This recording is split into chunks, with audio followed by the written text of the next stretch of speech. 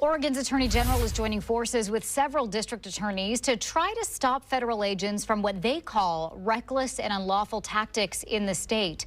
They penned a letter to U.S. Attorney General Pam Bondi outlining multiple cases where local law enforcement officers were hit by pepper balls or impacted by tear gas deployed by federal agents. The letter also addresses what they call concerning arrests in recent months involving minors and U.S. citizens. It goes on to accuse federal agents of, quote, escalating basic encounters into volatile situations that put residents, officers, and bystanders at risk.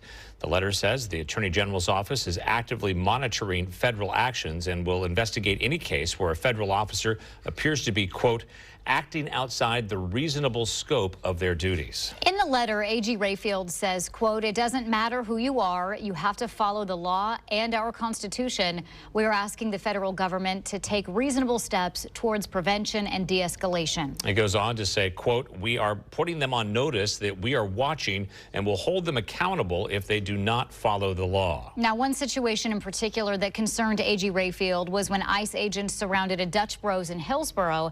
They pulled guns on 3 teenagers in the drive-thru. And Fox 12 Spencer Schott got a copy of the 911 calls from panicked employees inside.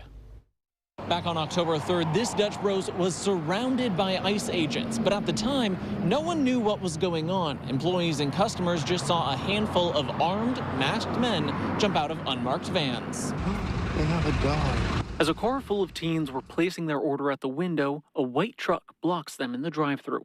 Multiple armed men hop out and surround the car. The workers inside immediately call 911. And they were holding guns on both sides out to them. It looks like military. I don't know. We don't know what's going on. The workers say it all happened so fast and without warning.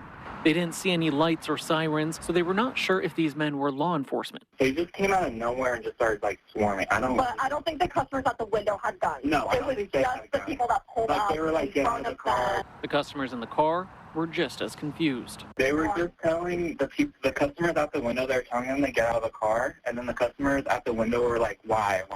And then they came up to the customers at the window. And then that's when we ran into the back.